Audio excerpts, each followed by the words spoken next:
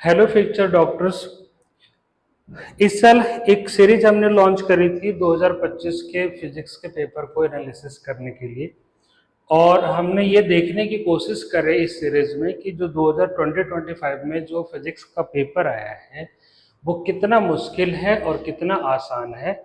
तो अगर मेरा अपना ऑब्जर्वेशन देखो तो सिंपल सी चीज जो मेरे को लगती है कि जितने लोगों ने ये बोला physics is tough tough tough, बहुत सारी चीजें सुनी, मेरे को किसी भी एंगल से टफ नहीं लगा, खास करके उन बच्चों के लिए जिन्होंने पढ़ाई कर रखी है। अगर आपने पढ़ाई कर रखी है तो फिजिक्स का पेपर कोई out of the box paper नहीं आया था 2025 में।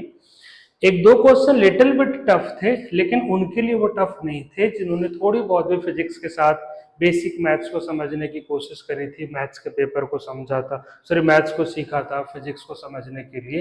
तो उनके लिए कोई out of the box paper नहीं था। एक क्वेश्चन हमने पिछले सेशन में डिस्कस किया था जिसमें कोई out of the box question नहीं था, बस चीजों का एक एप्लीकेशन था।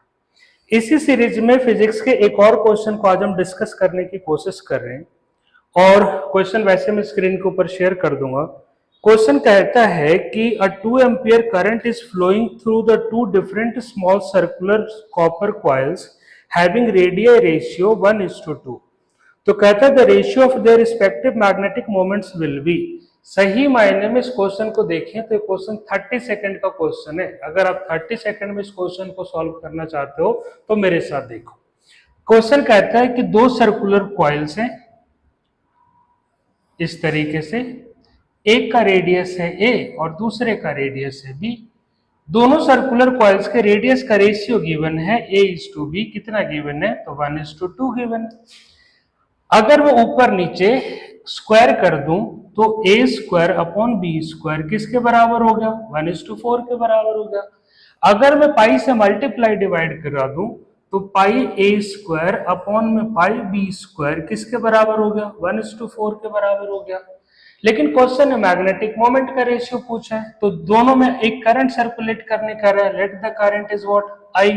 तो ऊपर नीचे अगर मैं I से मल्टीप्लाई डिवाइड करा दूंगा तो क्या रिजल्ट बन जाएगा? I into pi a square upon में I into pi b square which is equal to 1:4। अगर बच्चों तो आप लोगों ने पढ़ाई करी होगी तो मैग्नेटिक मोमेंट का एक फॉर्मूला पढ़ा होगा आप लोगों ने, magnetic moment equals to number of turns into current into area. कितने लोगों को पता है मैग्नेटिक मोमेंट स्केलर या वेक्टर है? कमेंट में बताओगे कि मैग्नेटिक मोमेंट स्केलर है या वेक्टर है। अगर ये वेक्टर है तो मैग्नेटिक मोमेंट के डायरेक्शन कैसे ऑब्टेन करेंगे, तो ये कमेंट सेक्शन में चेक करूंगा मैं। तो अगर आप ध्यान से देखोगे तो मैग्नेटिक मोमेंट हो गया number of turns into current into area. This is, अगर कॉइल्स की बात करूं तो इसके पास भी एक लूप है, इसके पास भी एक लूप है, तो नंबर ऑफ टर्न्स 1 हो गया। तो अगर आप ध्यान से देखो तो current into area, current into area, ये आ गया पहले का मैग्नेटिक मोमेंट, ये आ गया दूसरे का मैग्नेटिक मोमेंट। क्या आंसर आ गया बताओ? मैग्नेटिक मोमेंट का रेशियो 1:4। तो कितना सिंपल क्वेश्चन है। अगर मुझे इस क्वेश्चन की नॉलेज होती तो सही मायने में डायरेक्टली ये स्टेप लिखता, I इंटू पाई स्क्वायर कर देता तो मुझे 1:4 दिख जाता। मुझे इस क्वेश्चन को सॉल्व करने में अगर मैंने पढ़ाई करी होती तो max to max 30 second to 40 second का टाइम लगता, इससे ज्यादा टाइम टेकिंग ये क्वेश्चन नहीं था।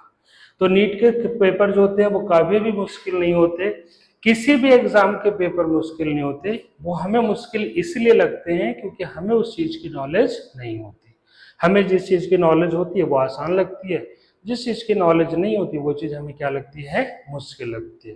तो अगर ऐसे या फिजिक्स को आसान बनाना चाहते हो तो आप कमेंट बॉक्स में लिख सकते हो, फिर हम कनेक्ट करेंगे। मैं फिजिक्स के क्वेश्चन आपको 30 सेकंड में सॉल्व करना सिखाऊंगा, चाहे वो नीट का पेपर हो चाहे जेईई मेंस का पेपर हो। मैं जे एडवांस के लिए तो नहीं कह रहा कि मैं 30 सेकंड में सॉल्व करना सिखा दूंगा, बट नीट और मेंस का पेपर मैं 30 सेकंड से 1 मिनट के अंदर सॉल्व करना सिखा दूंगा।